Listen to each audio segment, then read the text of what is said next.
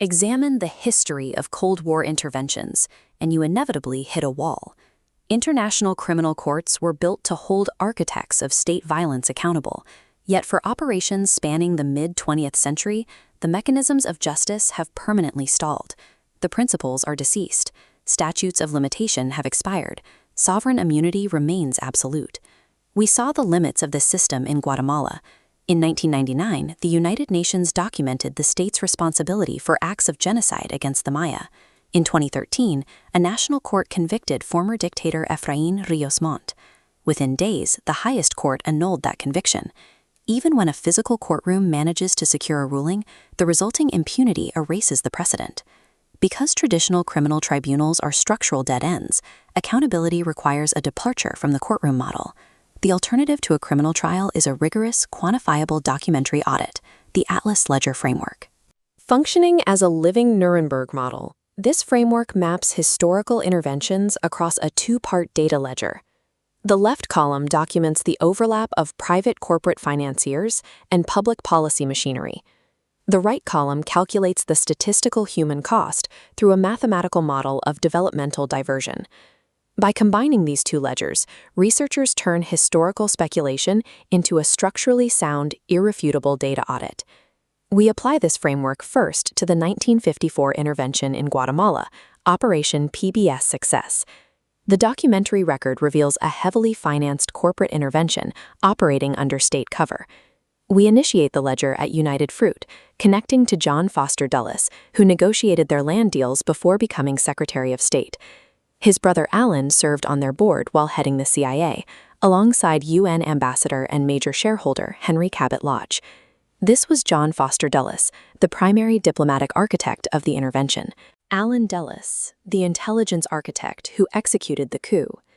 This documented integration of state intelligence agencies operating on behalf of corporate finance defines the process of bananization.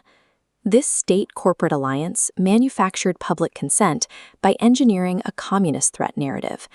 Edward Bernays, a pioneer who weaponized psychological principles for commercial gain, built United Fruit's U.S. propaganda campaign. The campaign had direct access to the executive. United Fruit's chief PR officer, Ed Whitman, was married to President Eisenhower's personal secretary. Eisenhower famously named the danger in his 1961 farewell address. Eisenhower issued a stark warning about this exact convergence, where bureaucratic momentum and corporate profit incentivize perpetual conflict. We move to the right side of the ledger to measure the cost of an intervention beyond the direct body count. The 1964 Brazilian coup resulted in the immediate suppression of human capital initiatives, notably Paulo Freire's literacy and consciencization programs. The regime's first dictator, General Castelo Branco, deliberately targeted these programs to prevent educational mobility among the voting populace. For 21 years of military dictatorship, the state abandoned human infrastructure in favor of a debt-fueled economic miracle. We visualize this lost time by tracking physician density between 1964 and 1985.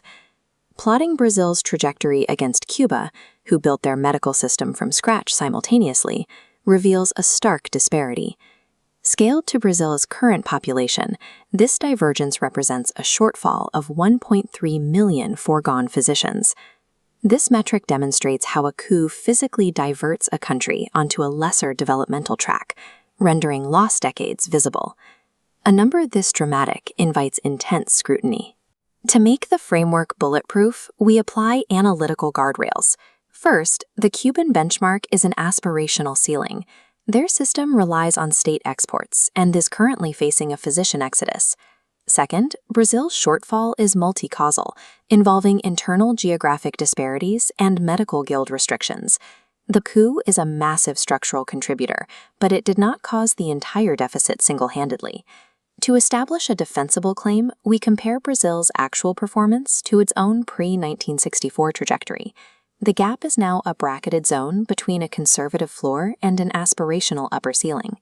Layering these guardrails moves the human capital deficit from a political grievance to a rigorous, defensible ledger entry. Synthesizing the framework shows how the evidence of intent from Guatemala perfectly slots next to the human impact metrics of Brazil.